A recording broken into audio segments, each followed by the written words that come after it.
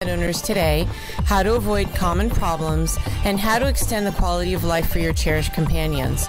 As a community advocate, I will also discuss important social issues that affect our city. I plan to showcase organizations and heroes who are doing amazing things to help others. Remember to tune in every Tuesday morning at 10, starting soon.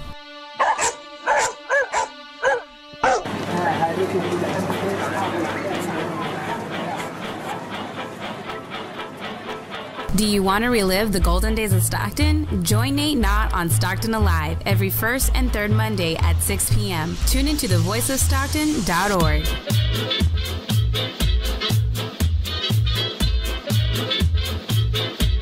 This is a production for the voice of San Joaquin. Porque nos vamos a enlazar con el mero, el gallo de Zacatecas. That's right, homeboy. El de Poyá. You got it, homeboy. Island boy. Dicen que soy poderoso. Voice of San Joaquin. Go to tvosj.org.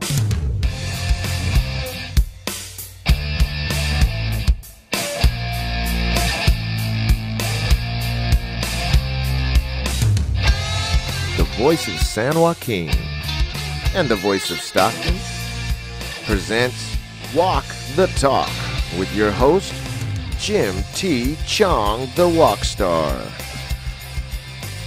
Oh, I love a great shiny morning, and we want to welcome you here to Stockton, California. And I say the things that happen here really have major implications nationwide. And I'll tell you, in the Voice of San Joaquin, we are really getting out a message in terms of really working together. And you know, the wok, when you think about a wok, it is something you cook with, that's W-O-K, and you bring elements together because together they make something better.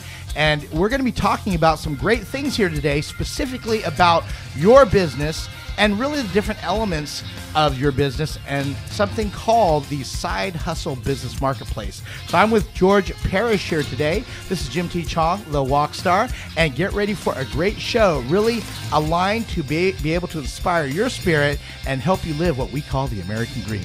So I want to welcome George Parrish. Everyone, let's give him a round of applause. All right, now, if you're driving, hopefully you kept the hand on the wheel. That was a test there in terms of just your cognitive ability.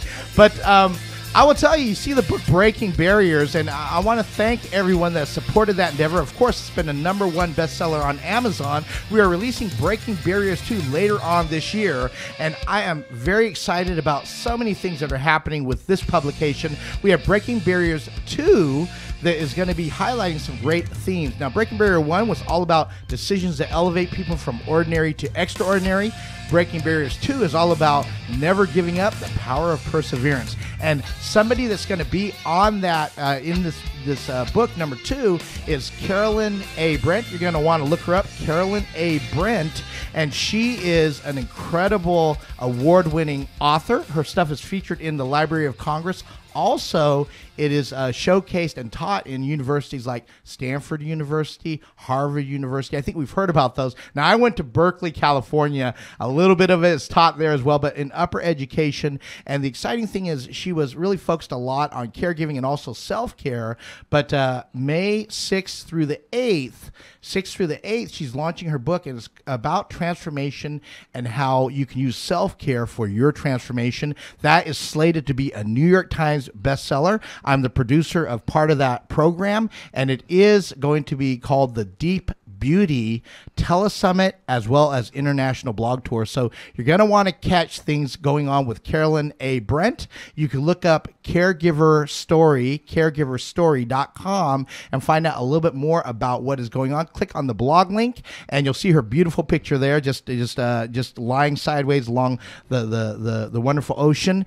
But again, for transformation information and to really learn about this new endeavor and her book that will be a New York Times bestseller, go to caregiverstory.com. Also, you can catch her on EasyCard. It's spelled EasyCard.com/Carolyn A. Brent, and you can find out a little bit more about the Easy Card as well. By the way, mentioning the Easy Card, we had a national launch of their grand opening, version 2.0 of the Easy Card, and that card is spectacular. I really believe it's a history-making business card, electronic business card, but more than just a business card. It is actually what we call a digital media card designed to really revolutionize the way we communicate and what we call the new economy. So we have George Parrish here today. And George, you run what is called the Entrepreneur Lab here in Stockton, California. And I tell you, when I visited, you have so many powerhouses coming in from the Valley to really help educate people in terms of just starting a business. Now, it's very unique. You know, we know what a business incubator is, and we're going to define that a little bit. And yours is actually called a business accelerator. Is that correct? No, we're a business and tech incubator. Oh, you are an incubator. Yeah, okay. Yeah. There's a big difference between an incubator and an accelerator in the startup world, of which I come out of and which I've introduced into Stockton beginning in August 2017. So basically the programs, if you want to compare one to the other, look at one as being, you know, undergraduate school and one being graduate school. And there's just a lot more emphasis of really doing deep dive into certain business practices at the accelerator level than there is at the incubator level. At the incubator level, they basically are learning over a 12-week period of time what it takes to get a business up and running. A business is very, very, very difficult, and especially from the world of entrepreneurship, difficult feat to achieve. And especially in the startup world, we don't deal, or we try not to deal with solo entrepreneurs. That kind of makes the big split and difference between a startup and a small business. In a small business, quote, which nonprofits are a lot of, you got a lot of solo entrepreneurs running around trying to hang curtains, paint the house, install the electricity, make sure the plumbing is working, and put a roof on the thing. So there's a lot of different components that goes on for a solo entrepreneur that basically you're working 18 to 24 hours a day on your project 7 days a week, and the days that you're not, somebody else is. In the startup world, we're looking at founders, co-founders, maybe 3 people involved with the founding of a company. And that basically comes down to a funding, the funding arena. If I, as an accredited angel investor, decide to invest in Chong Limited, and I write you a check for $500,000 and you go out and get hit by a bus, what happens to my investment? It basically is done, right? So Chong Limited better have a co-founder or another co-founder that can keep the company running and percolating along the way while you're recovering from your accident and getting hit. So, well, you know, I think this is really great information. And, you know, just to define, help us define, just to create the foundation. We're going to be talking about the foundation of building a business. So if you're thinking about being an entrepreneur, building a business, no matter where you're at, we're going to have some great content for you here. But I want to ask you here, can you give us a definition of just basically an entrepreneur, the way you look at it? An entrepreneur is just an individual who's just cut from a different cloth. He just doesn't want to go work for somebody or an organization or a government, if that's the case, either in the public or private sector. So wants to go on his own, wants to cut his own path, wants to forge his own identity. And that is really the definition, as far as I could see, in what I've been involved with for the last 15 years of what an entrepreneur is. I honestly think out of all the entrepreneurs that I've run into, there's about a 50-50 break in terms of those that I've seen who really had no business trying to be an entrepreneur.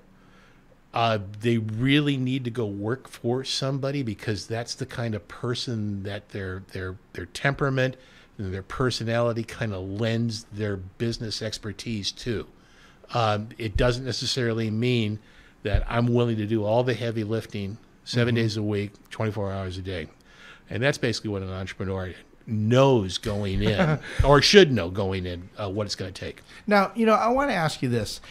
There are small business owners, right? And, you know, people small, you know, maybe they start a business, maybe it's a brick and mortar business, maybe it's one of the direct sales companies here.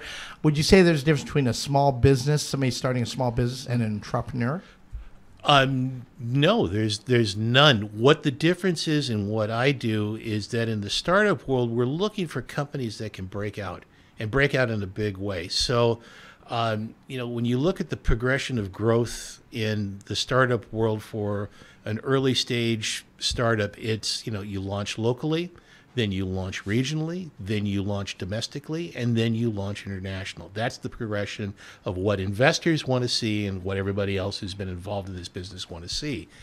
In the small business world, you can still be an entrepreneur, but be completely happy with a company that's got 20, 30, 40 employees. There's nothing wrong with that, you know, but those aspirations of wanting to take over the world aren't there, you know, because what they're trying to do is make their mark in the communities where they live and hopefully have a life outside of work.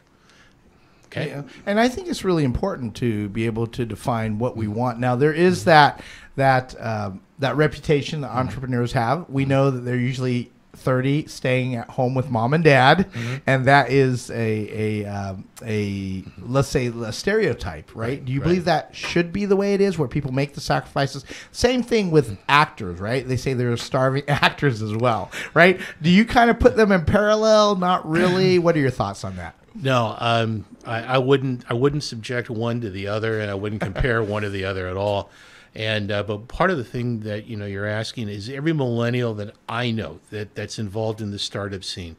I mean, these people are living 6 to a 1-bedroom apartment, either in San Francisco or the Silicon Valley. I mean, they're working 16 to 18 hours a day. They're eating a lot of ramen. You know, they don't have a lot of money. They're trying to pay off debts from college and everything, as well as trying to raise money for their startups and everything. So the millennial who's living at home, I haven't run into them that much. I know the ones I've run into, for example, I have 8 companies pitching at my pitch event in San Francisco Thursday night at One Piece Co-working, 414 Brennan, for those that care. 414 Brennan in San Francisco. In San Francisco. Just to let you know. And if you want to see millennials on parade of people that are actually doing great work, I mean, not good work, great work, I think 6 out of the 8 companies have a real shot of locking horns to see who's going to win that event on Thursday. We do that every month. And so I'm lucky enough to see not only here in Stockton, but in San Francisco and the Silicon Valley, the best and brightest. They're coming. And those that aren't embedded now are getting off planes at SFO, San Jose, Oakland. I mean, look, there are some strong entrepreneurs that nobody knows that's out there right now that are flying in from Greece. They're flying in from Italy. They're flying in from Spain. They're flying in from Portugal. They're flying in from Africa because their country's economies are in the tank and they don't see any future there, but they know that there's a future here. So they're coming in there, and whether you like it or not, and whether those that are embedded or not, man, they're not fooling around when they get off the plane. They're not. And there's a level of commitment there that is not only exciting to see, but it should scare the living daylights out of everybody who graduated from a named university in this country. Wow. Well, one of the things that I'm excited about, I do a lot with helping people tell their story, and that's what really intrigues me about people that are starting a business, because there's usually a story behind a business. Most successful businesses have some passion that is founded on that drives that business to originate. It's trying to solve a problem. Right.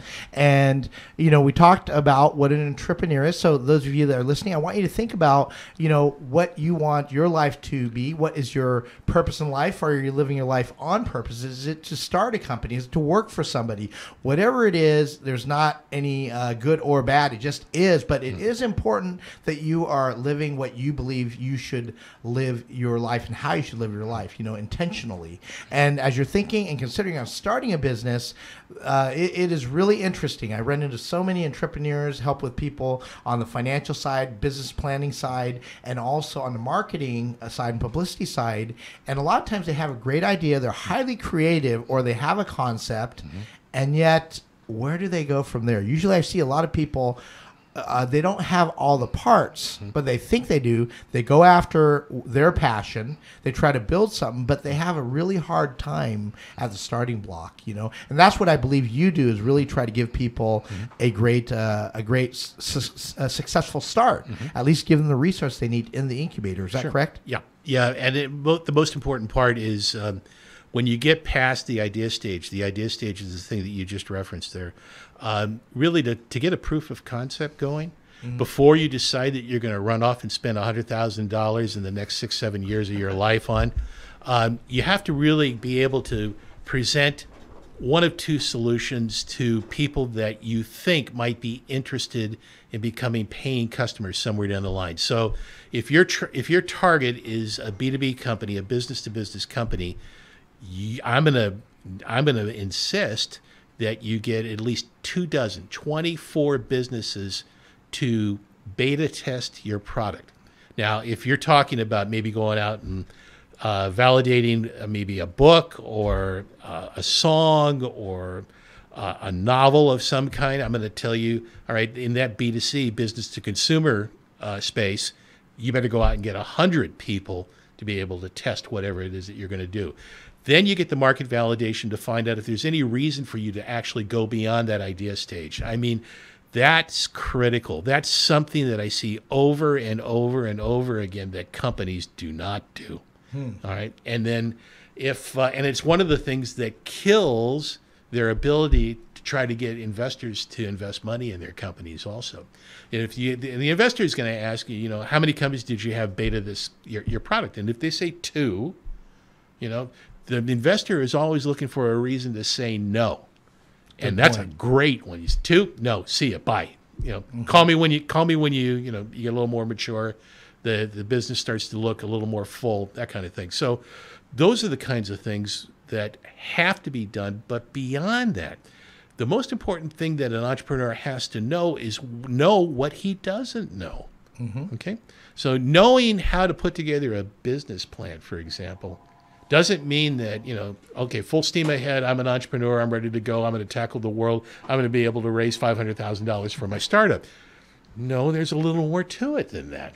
And there always will be. So knowing what you don't know is almost as important as what you do during those early stages. There's a lot of people that are starting businesses. They see people living their American dream, and they see things thriving. Usually they're seeing the end result of something successful. They're thinking, I can achieve that. And so they're all in terms of their dream, really not knowing what it really takes to build a business, right? And it takes more than just an idea or a concept or creativity. And it takes a great foundation. And that's what I wanted to ask you here. In terms of building the proof of concept, we talked about that. That's so important. If you're wanting to get the money, it's not just about having the idea, but really having something tangible that people can say, oh, we know this is going to be received. We know that it is solving a problem. And more importantly, that people, the customer, whoever that customer is receptive. How do we know? They're reaching out to you. They're wanting to get your product. They're willing to pay for the product, right? So this is very key in what you're saying. But there's a lot in that step from 0 to hero. Tell us some of the steps that are necessary to get to that point. Well, I'll tell you a quick story about a local company that I already worked with that was in the first cohort of startups that we went and helped through. At that point, it was a lot longer than 12 weeks. But initially they came in, and this is a company that was going to be a marketing company for small businesses in Stockton, California. And they thought, well, the thing that we need to do is, we need to go out and put together a digital marketing campaign for all the small businesses, because they're going to notice who in the heck we are, and they're going to be able to, basically let us know and set up appointments, and we'll go in and we'll sell them and we'll do all this kind of stuff. So the first thing they did was, and this is a company that had very limited finances at the very beginning of their operation. So, they spent a goodly portion of that on a list. All right. And guess what? You go out and you send out 5,000 emails, and you get about 12 responses out of 5,000. And if you close at a 50% rate, that means you got 6 customers. So was that worth the expense? And then they thought, well, wait a minute, maybe it's the wrong list. So they went out and bought another list. And then they ran an email campaign, and all of a sudden they got the same types of results. They realized that sometimes small businesses are so busy running their businesses that they don't have a lot of time when they get home after a 14, 16-hour day and eating dinner to jump on the net and check their emails and everything else that people are trying to get them to do. So they actually started out with some 2 pairs of shoes with thick soles and thick heels. and started walking into businesses, walking up to business owners, sticking out their hand and saying, "Hi, my name is," how much money are you spending on marketing for your business these days? Right. And then they were able to start to get some traction doing it the old-fashioned way. Yeah. Now, was that high tech? No? It wasn't high tech? Was it part of a digital marketing campaign? Not really, and everything. But was it effective? Yes, it was effective. So every business has got to find a way to be able to kind of move the needle, shape that development of their company. And if that means you got to get out there and start walking the streets in Stockton, well, maybe that's what you have to do. You know, I mean, I'm up at 4 o'clock every day, 7 days a week. Mm-hmm. I'm online at 5 o'clock. Today, I started jumping on email and voicemails at 4 o'clock. When I looked up, it was 8. Right. And I do that 7 days a week. Now, I challenge anybody running a business like I got going around here to say that you put that kind of time in there, because the one thing I'm not going to have is nobody's going to outwork me. Right. So, you know, when you have that kind of commitment from early stage entrepreneurs that realize that the minute I take a break or the minute I sit down, somebody else isn't doing that. Yes. You know, that's really important. That's when the light bulb goes off and says, all right, I got to do whatever it takes. Now, if that means you got to walk in, shake people's hands, ask them questions, then you do it. It's as simple as that. So, you know, this company learned some really valuable lessons. Digital marketing, email campaigns, getting off your tail end and going in and walking the streets of Stockton, yeah, that was the thing that worked for them. And now they have something like 500 customers. Yeah, Governor Don, I know you have a comment here. Yeah, I was just listening to you, George. Mm-hmm. And I've had the opportunity to hear you speak a few times. And first of all, man, what a treasure trove for us right now. I mean, anybody who's trying to think about doing this or is already starting this path, man, share this video with that person, because you're this already on the right way. But I think what you just said right there may be that's the deal breaker. If a person isn't willing to put in that time, put in that effort, then this is not going to be for them. It's going to be something else. Maybe there's a different version of it, some low-key, relaxed way, some laissez-faire way to get that done. Maybe it's a hobby, maybe it's a craft, but it's not going to be their successful business unless they got that mentality that you just laid out.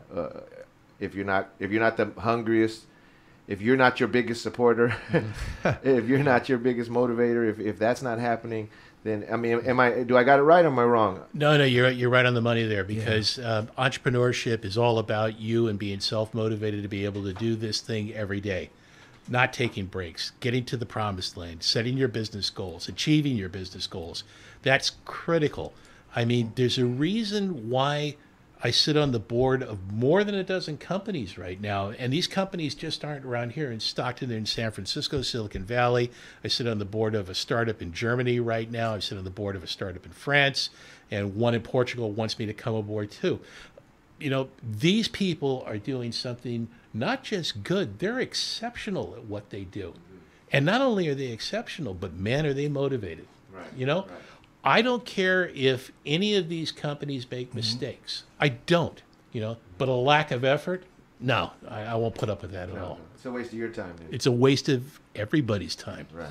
And we have to understand, you know, every decision we make, especially if we're a visionary, personally, you have to take responsibility of the direction of the company and the people that are with you.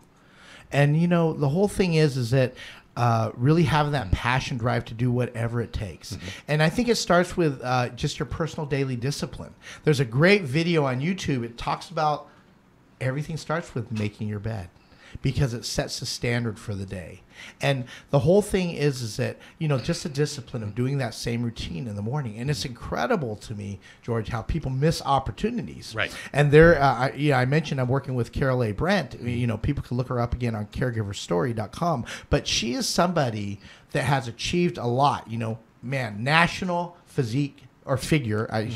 She corrected me on that as well. Yeah. There is an actual physique award-winning national champion, but figure national champion. So she's put together very well, but she's very toned, right? And you know, now she also had the discipline to get an MBA. So she's very smart. Sure. And then she also smart and beautiful, right? And at the same time, she was able to write her books, again, are featured in the Library of Congress and taught at higher level educational institutions. Wow.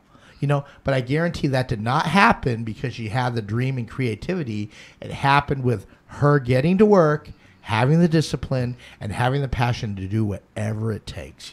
She really has it dialed in terms of how to achieve the American dream. And, just any comments in terms of just that consistency and that discipline that's needed. That's something that you have to have not only as an entrepreneur, but you have to have that as an employee also. When you're working for somebody else and they're paying for all the things that you get, salary, vacation time, benefits, whatever the case is at certain companies. I mean, I'm probably the best example. I mean, I worked for some awful companies when I was coming up. I mean, yeah, you quit Google, right? When they first started. Yeah. You'd be a multi-millionaire. Walked away from that one. No, I wish it was Google, but right. I've worked for some real dogs, and the one thing I always learned through all those iterations of spending time with certain people that were successful, that you just kind of know this isn't for me. It just isn't for me. It's just a job. So the big difference that I found over the last 15, 20 years from the second career that I've had, or third career that I've had, is I'm responsible for me, and that's enough. That really, really is. I like that. I like that model. Yeah. That motto. I'm responsible for me, and that's enough. Yeah, that is so true. We are all our handful ourselves, right? Yeah. Oh yeah. And as you think of building a business, I will tell you, things get in the way. Many people know my dad has been going through a lot. We're getting through some breakthroughs here, but man, Healing's in Motion, which is an organization I'm a part of, actually run one of their events in the hospital, and they focus on stroke awareness, brain health, and they have this will be their fifth year in terms of their annual brain health to beat stroke walk, and I've been emceeing that since the beginning, conception, and I will tell you, I never knew that I would actually be pretty much the client also of Healing's Emotion myself. It is one thing, and they talk about caregiving, and they have a wonderful event called the Inner Safari at the end of the year. It is one thing to talk to people, giving them information about caregiving, what to do in the event of major life situations, how to recover, and living it out. Because working with my dad, I tell you, there is a lot of emotional energy, physical energy, financial resources that go to that. To be properly prepared is so very important. And I would say the things that you teach are so important just in anything we do. Like, I will tell you, preparedness, creating the right foundation, people that are dealing with the elderly, and that's on my heart right now, because a lot of my friends actually are having ailments. They're having their parents and friends unfortunately pass away. And I'm seeing, wow, people want to really be prepared, in the financial arena, dealing with the whole picture. That is why I really became a quote, and I put that in quotes because I don't really use the word expert the same way that a lot of people use, but I had to become an expert in a lot of things about my life, financially, learning from a lot of mistakes, rebuilding, going through that whole process and learning about life.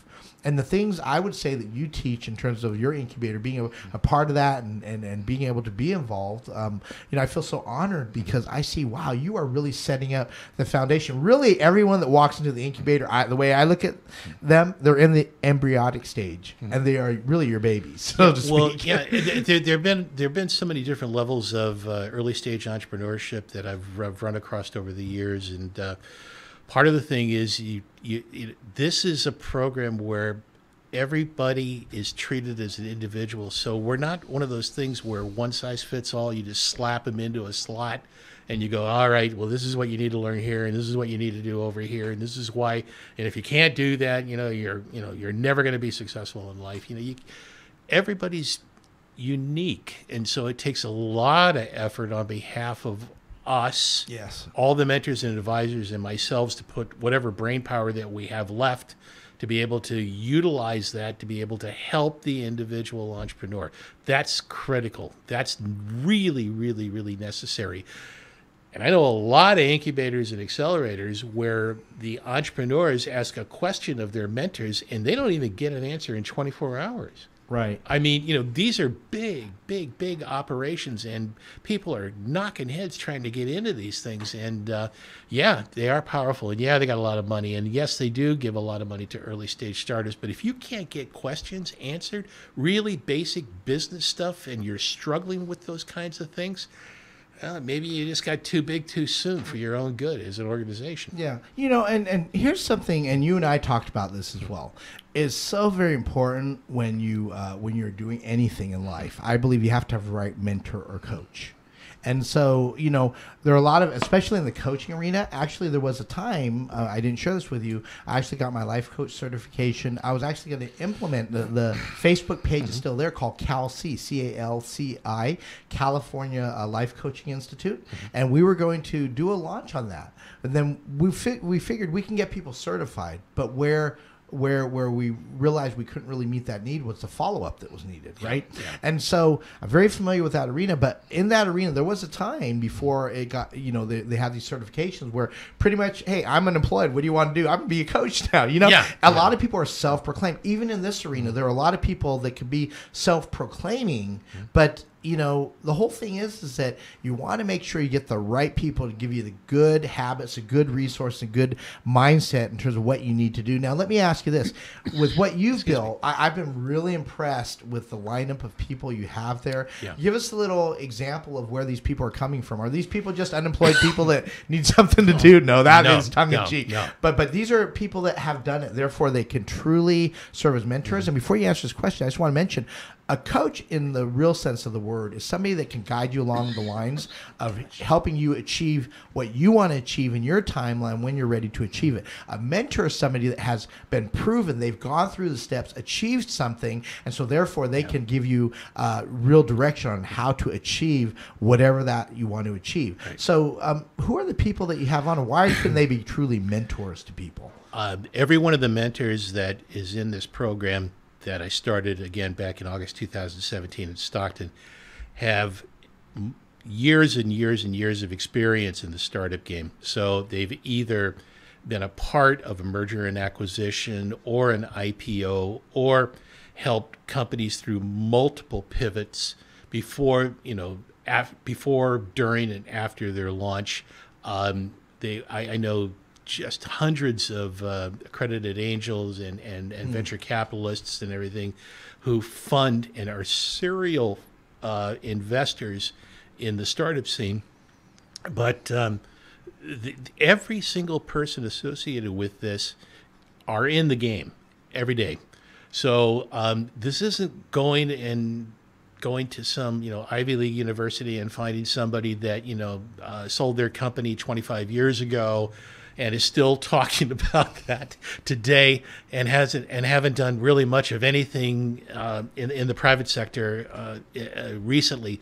Every single person, I can't emphasize this enough, are in the game, either in the private sector, public sector, and dealing with companies on a daily basis, helping them move those companies forward. So Jordan Wabe is certainly somebody that comes to mind. Jordan is the managing director of Bay Angels. Bay Angels is an accredited angel group. They have a pitch event in San Francisco every year.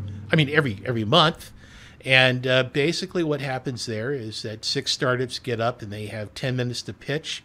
And then there's 10 minutes of Q&A in front of a room full of investors. So there's 125 accredited investors in a room, and this is a great opportunity for early stage startups to hopefully secure a round of funding, or at least getting somebody to start to talk to.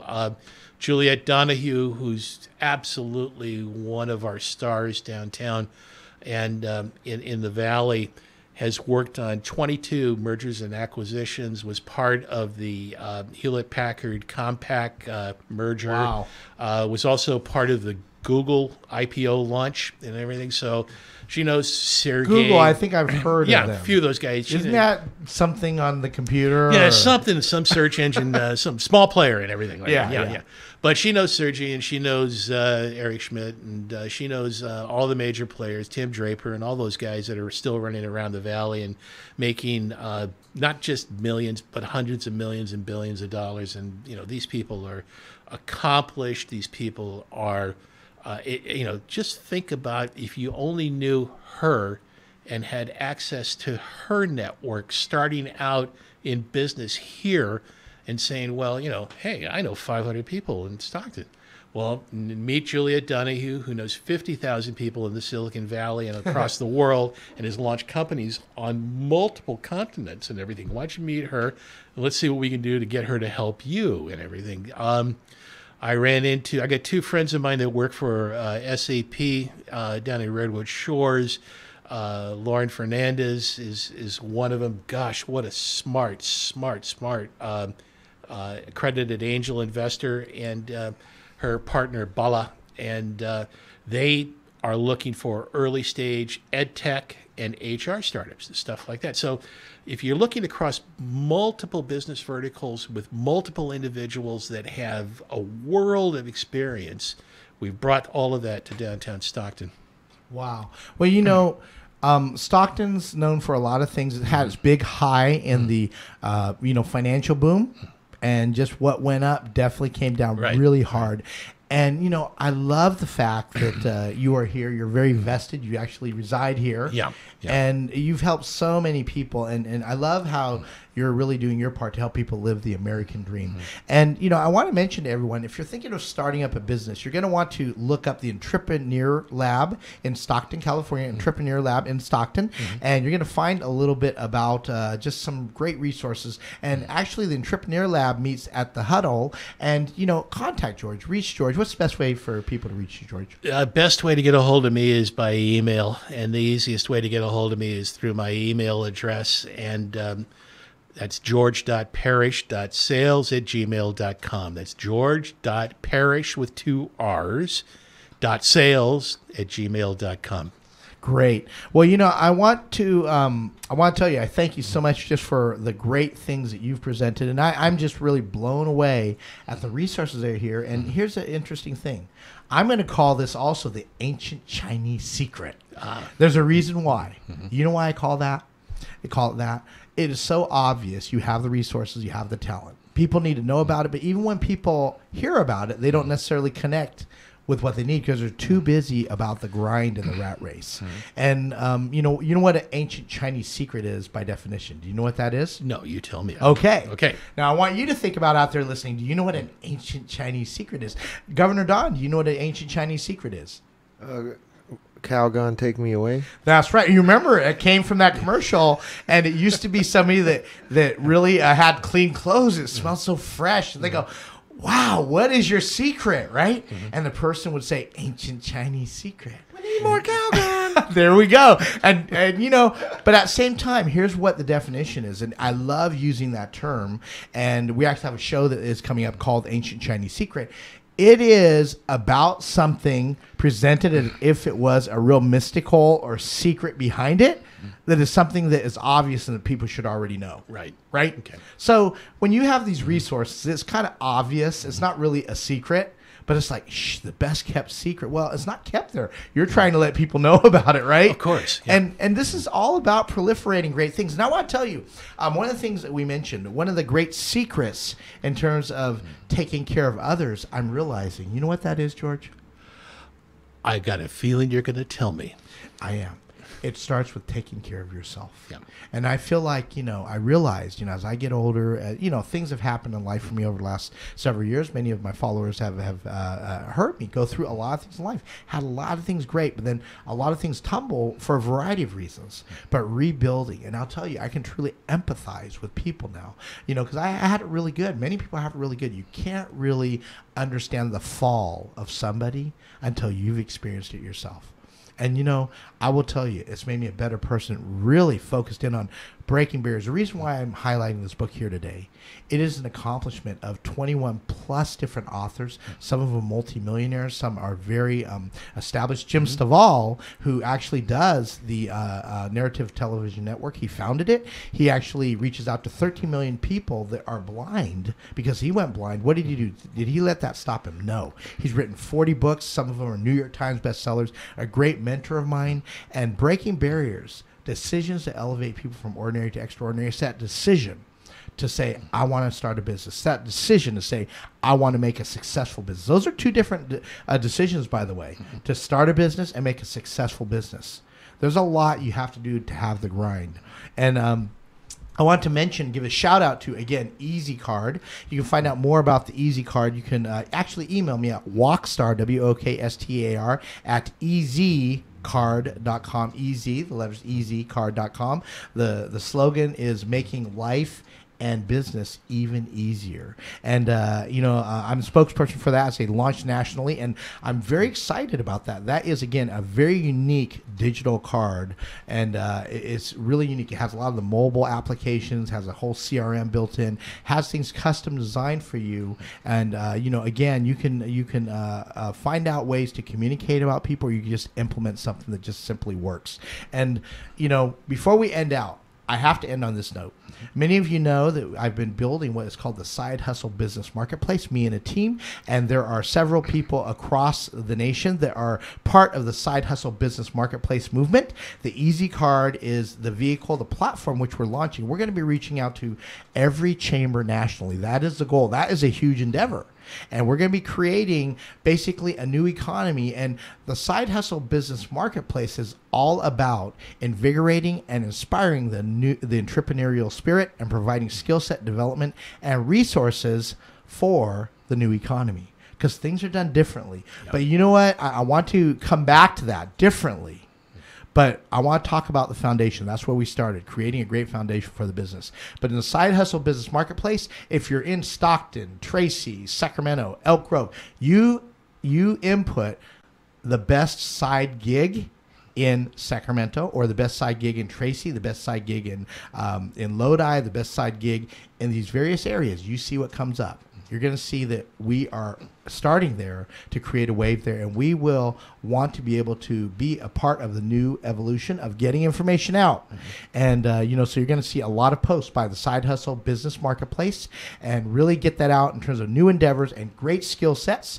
And we're training people about the marketing aspects, the business stuff, and that's what you do very well. And that's why, George, I am so glad that I found you. You had me at business and more money, right? Yeah. But the whole thing is that you do what you do very well, having something here in Stockton. You're going to be launching in Tracy. I know I'm talking about the Elk Grove, about implementing it in Elk Grove, California, and I hope to get one down in LA and be a part of your endeavor, of course, and also the pitch fest that you do in San Francisco, right? Right. And so the Side Hustle Business Marketplace, I really believe, is a really great fit to really implement something to have people start and thinking about starting a business, because, most businesses, people don't just necessarily quit their jobs and just do it. There's a sort of incubator stage, right? That they do it, hence the side hustle.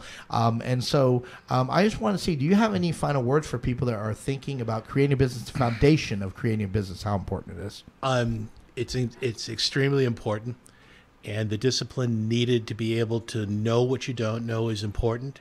And then the execution of the idea, the business plan, the promotions, the marketing, the sales, the revenue, everything about which follows that idea stage is important. And if you know all that stuff, fine, you don't need us. And but if you have any questions about any of those different aspects of business, I'd be more than happy to talk to you about them. Don't think that the resources aren't here in town, because they are. It's simple as that.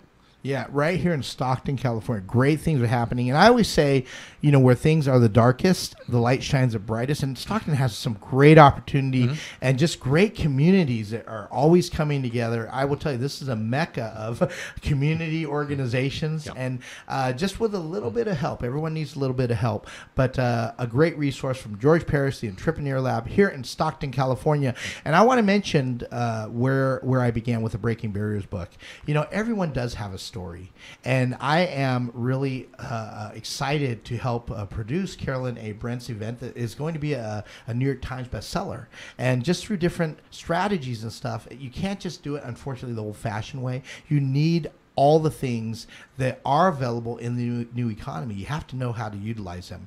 And so I encourage you to think about your story. If you need help, a little bit of help to tell your story, please contact me, the Wokstar, and you can go ahead and contact me through Facebook at Jim T. Chong, but also here at the Voice of San Joaquin. We know that you have a story to be told as well. And one of the most important things I want to reiterate over and over again, and I'll tell you, as we go older, this has so much more meaning to me. Never forget where you came from, because many of you are set in your minds, not just to start a business, but a very successful business, taking it higher, an incredibly successful business.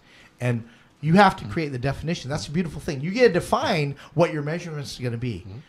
I believe that I am very successful when I've helped somebody else achieve their dreams and goals and live what they call the American dream, what we call the American dream here. And never forget who you are. And I want to share with you a final quote that I learned. It's called Yum Soi Si Yin. And I actually love it because what it means is it says, when you drink the water, never forget who gave it to you. But I actually researched it, and I actually talked to my sister, who actually came in a boat from China, and I did ask her. It was a slow boat, yeah. And she was joking around. We were joking around how even on there she got lost. I said, "Wow, it's not just about driving anymore; it's about even walking on a boat." No, but we had a lot of fun. But I learned she wanted to tell her story, and so we're going to be working together. That is such an honor for me. Yeah. But Yum Soi Si Yin. We look deeper. It doesn't just mean never forget who gave you the water. It means when you drink water from the well, never forget the sacrifice and the people that spent the time to look for the water and actually dig the well. And so I want you to think about this. Behind you and your success, there's going to be a lot of people. Help elevate the people that you need to elevate, but never forget the people that have always been there for you. And in conclusion, I want you to consider, what is your American dream? How will you live it? And you might ask yourself, well, what if I stumble and fall? The real question you should be asking yourself is, what if you fly? This is Jim T. Chong, Walk the Talk, the Voice of San Joaquin. Have a great rest of the life. Bye.